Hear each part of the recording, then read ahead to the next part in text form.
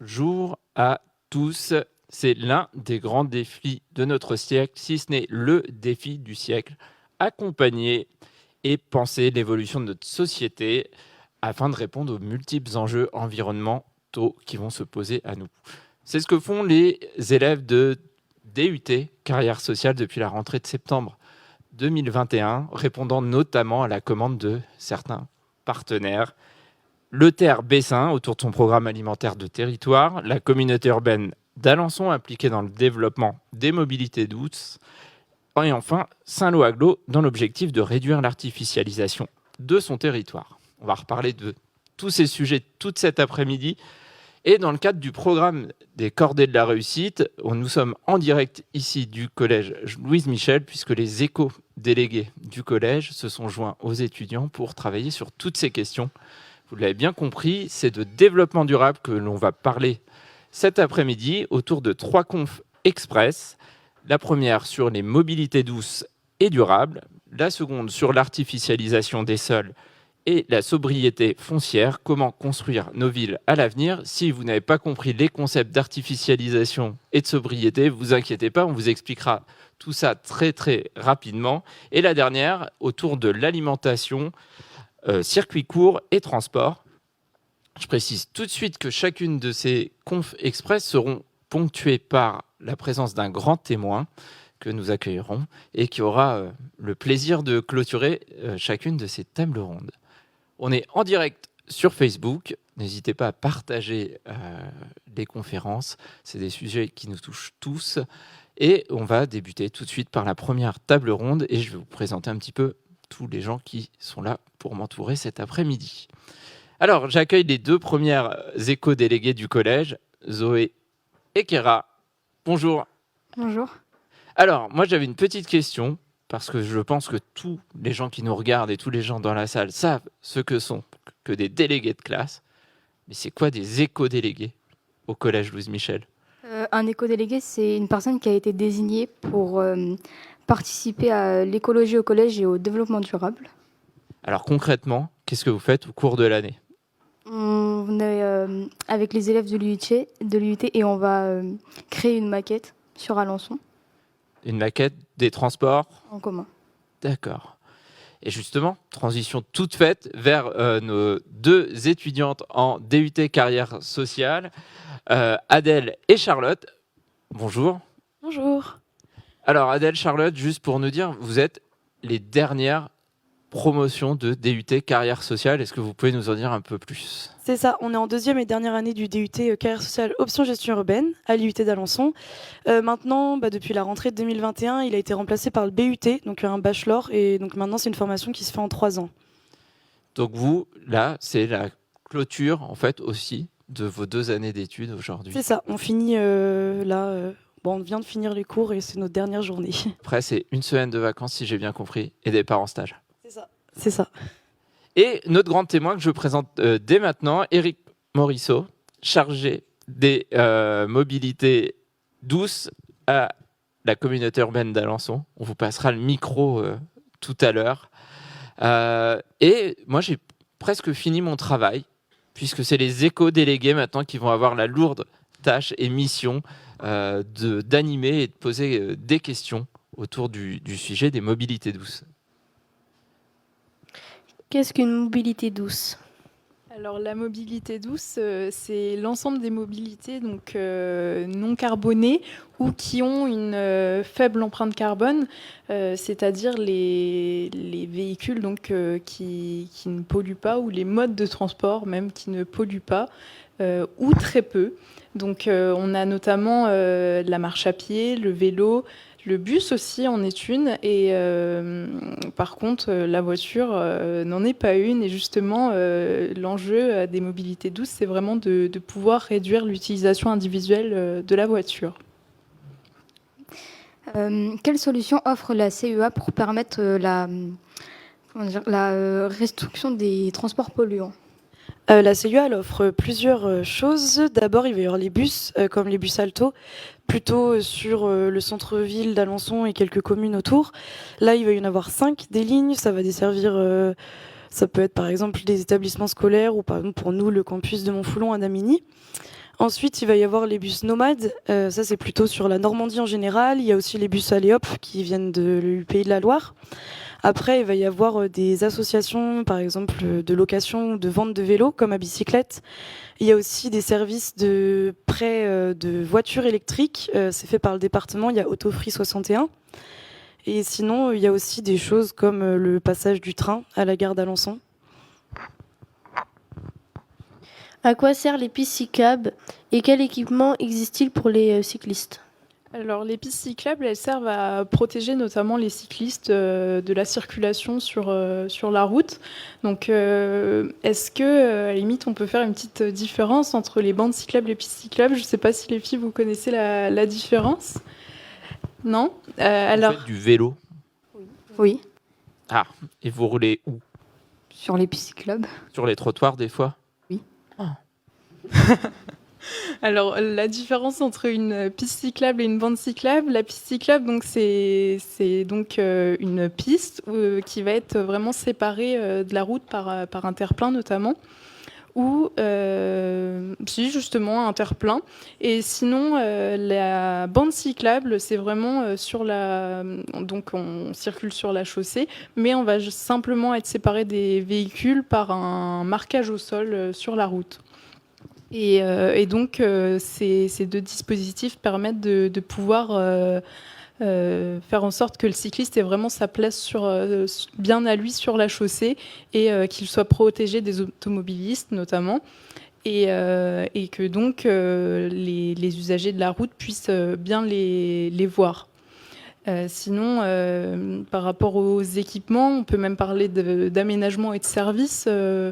Là, il y a beaucoup de choses qui sont faites sur la CEA. On peut d'abord commencer, donc, en effet, par ce que vous évoquiez, les pistes cyclables, les bandes cyclables.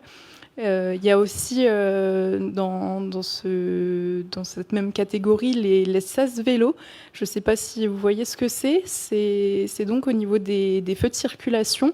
On a des compartiments qui sont vraiment à vocation pour les cyclistes. En gros, au moment où il y a le feu de circulation, il y a une petite bande qui est réservée, une petite zone qui est réservée aux cyclistes devant les automobilistes ou les bus, sur la route, pour permettre aux cyclistes, dès que le feu passe vert, de pouvoir circuler en priorité. C'est à eux de démarrer en premier pour être plus en sécurité par rapport aux autres usagers sur la route. Sinon, qu'est-ce qu'on a d'autre? Si, on a la voie verte notamment, qui passe sur Alençon. On a aussi la Vélocénie, donc qui est une véloroute. Il y a aussi, si on souhaite faire de l'intermodalité sur Alençon, même sur la CEA, on a la possibilité aussi d'avoir des équipements. Par exemple, si on veut faire un trajet à vélo pour ensuite se rendre à la gare.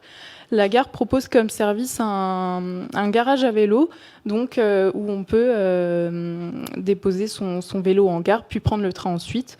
Et si même on souhaite prendre son vélo dans le train, c'est possible pour garder son vélo. Moi, j'ai des petites questions, sinon. Je peux encore trouver d'autres choses. À la limite, comme disait Adèle, par rapport au tissu associatif, c'est vrai que par rapport à ces services, il y a beaucoup de choses qui sont proposées aux cyclistes notamment.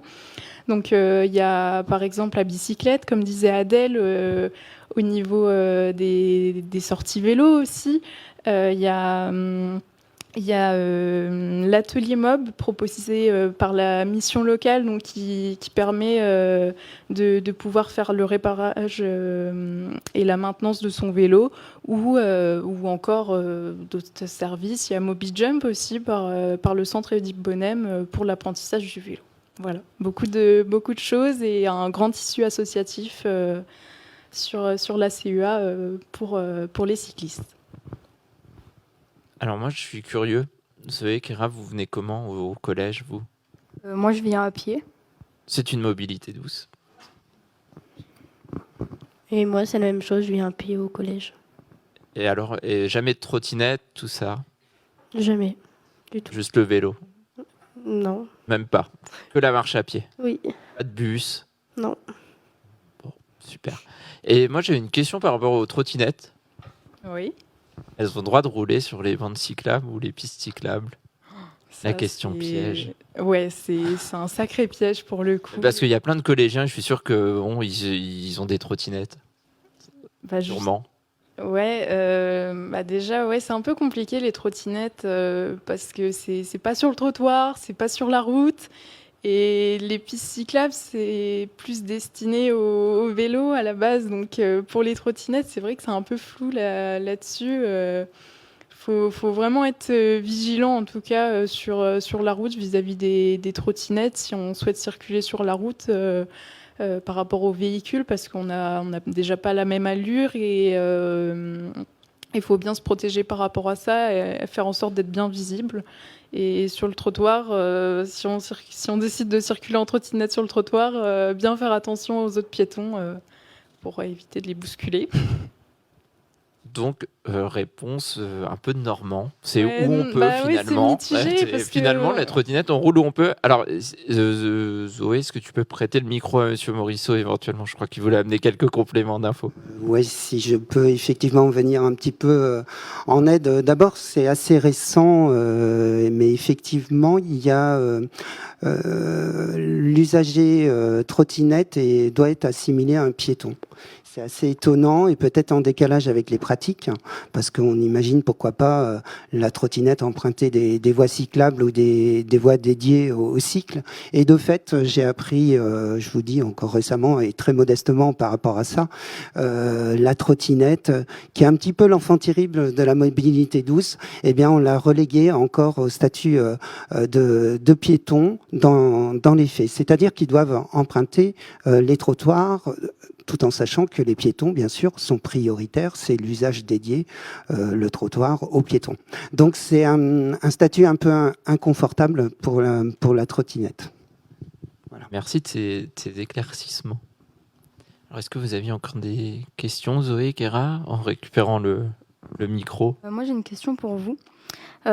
Quels sont les projets liés aux mobilités douces sur le territoire de la CEA? Alors, merci. J'avais prévu une anti-sèche et éventuellement, heureusement. D'abord, bonjour. Une petite présentation en l'absence de Monsieur Launay, vice-président de la mobilité communautaire, qui n'a pas pu se libérer malheureusement avec nous là pour ce moment. Donc, le service mobilité est une petite cellule, un service composé de 2 personnes. Médéric Comment, chargé de la mobilité et plutôt de l'aspect cyclable et mobilité douce, et moi-même.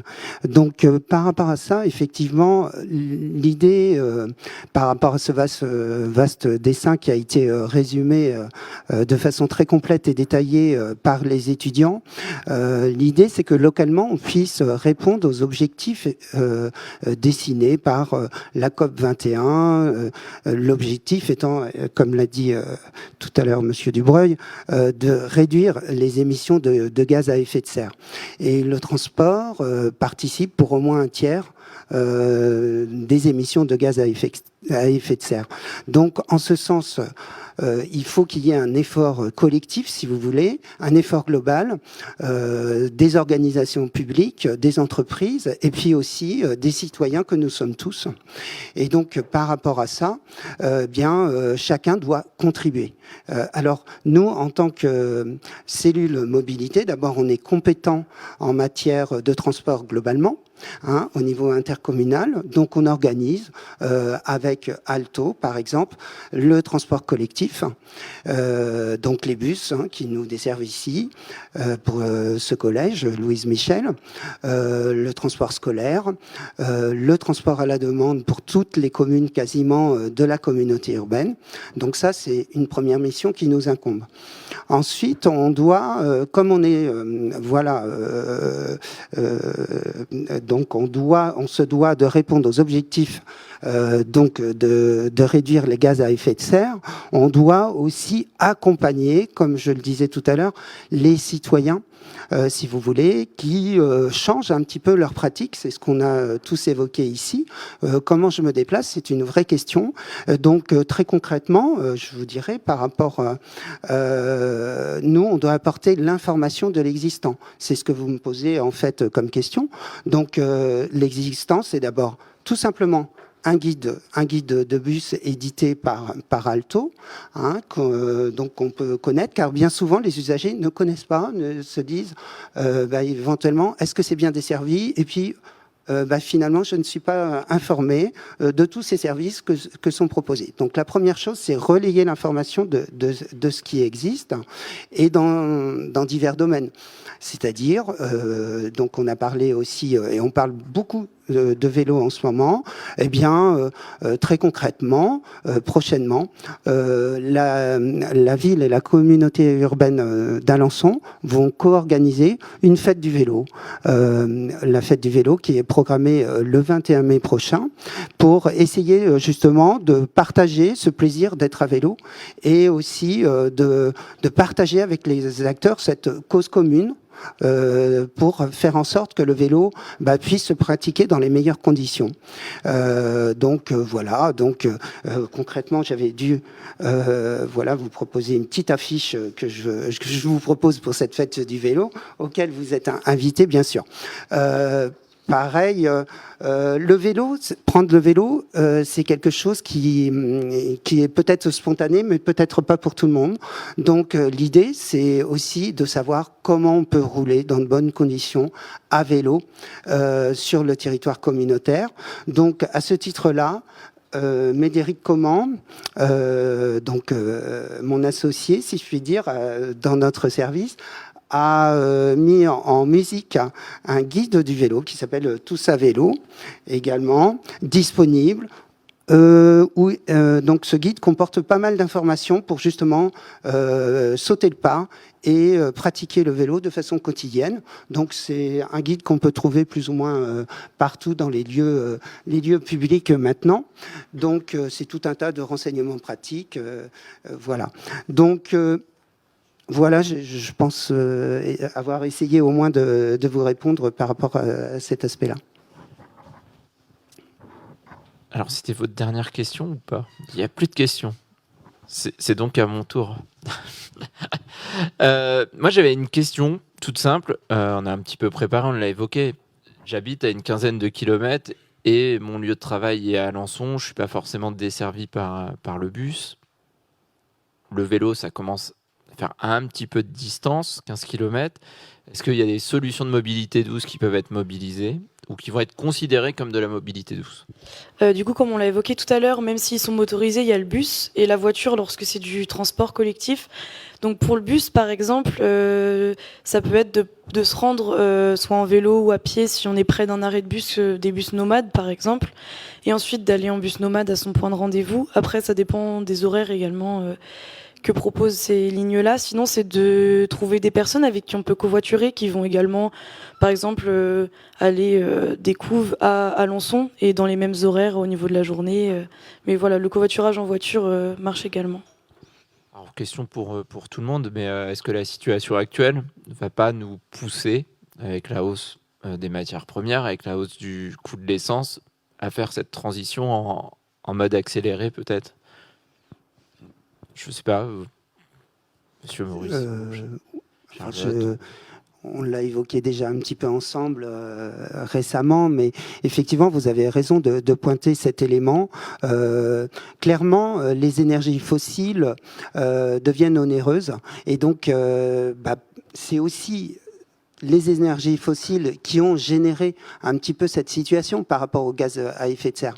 Donc, effectivement, il va falloir trouver coûte que coûte des solutions d'organisation pour répondre à cette volonté de devoir baisser la part modale de la voiture individuelle.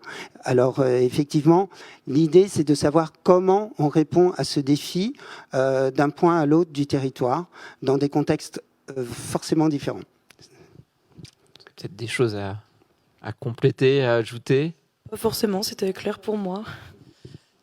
Autre question, mais sans transition, mais par rapport à mon vélo, où est-ce que je peux le mettre sans déranger, en fait, si demain, est-ce que ça nécessite des parcs de stationnement de vélos?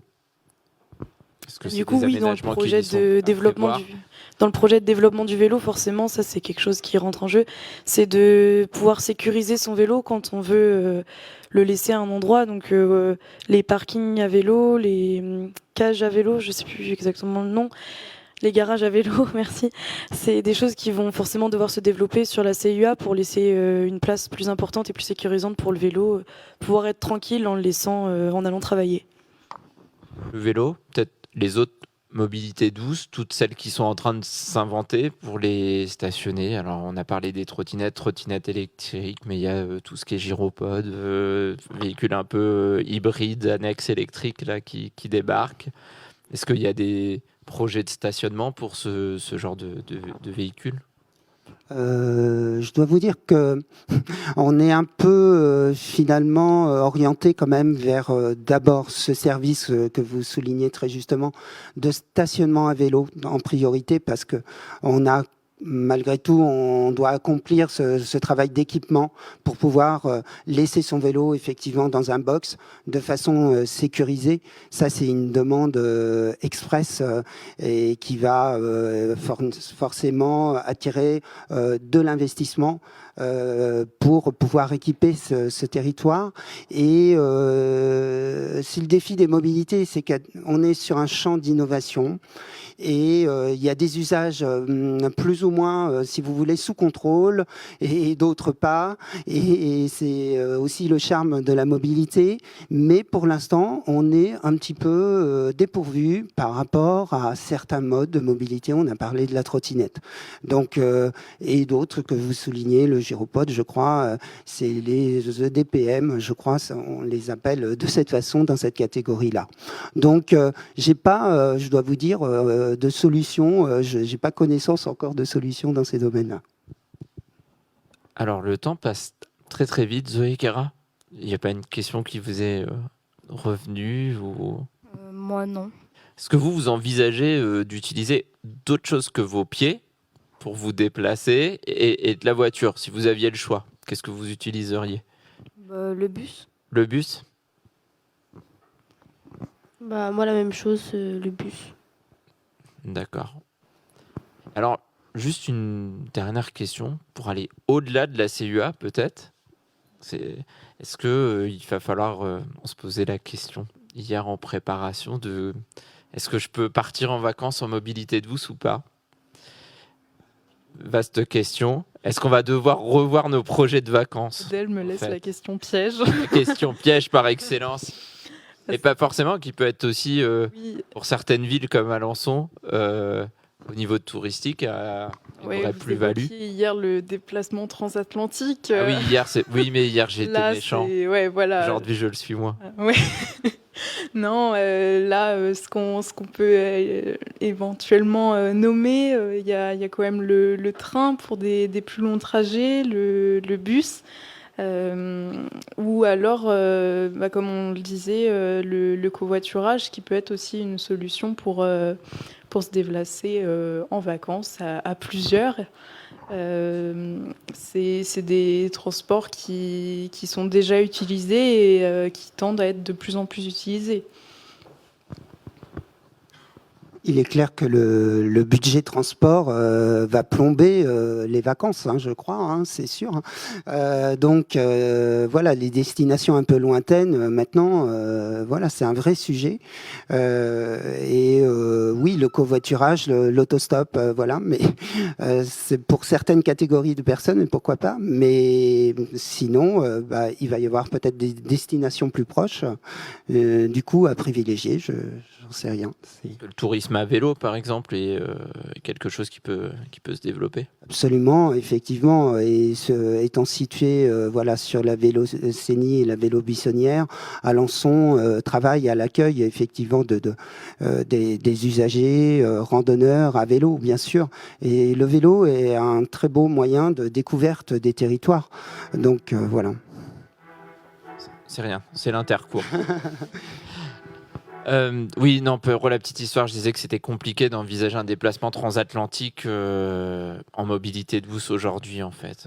Il y a Greta Thunberg qui l'a fait dernièrement, mais nos jours de congé ne suffisaient vraisemblablement pas. Alors, le temps passe vite. La sonnerie de cours me rappelle qu'il va être l'heure de conclure. Alors, vous avez presque fait votre rôle de grand témoin déjà, plus ou moins, mais vous allez quand même avoir la lourde tâche peut-être de clore cette première Conf Express. Eh bien, écoutez, de façon très, très brève, surtout un grand merci à toute cette jeunesse qui nous montre la voie et merci d'avoir créé les conditions de ces échanges. Vraiment, voilà, on a fait un petit peu le tour de la question, donc je dis un grand bravo à tout ce travail. Merci à tous les 5, Éric Morisseau, Zoé, Kéra, Charlotte et Adèle. Je cherchais le dernier prénom. Merci, vous étiez les premières. C'était pas forcément le rôle le plus évident. Nous, on se retrouve très vite au même endroit d'ici une petite dizaine de minutes pour parler artificialisation des sols. Je vous en dis pas plus et on se dit à dans une petite quinzaine de minutes, mais ne coupez pas votre page Facebook, comme ça vous nous retrouverez dès qu'on est de retour. Merci à tous.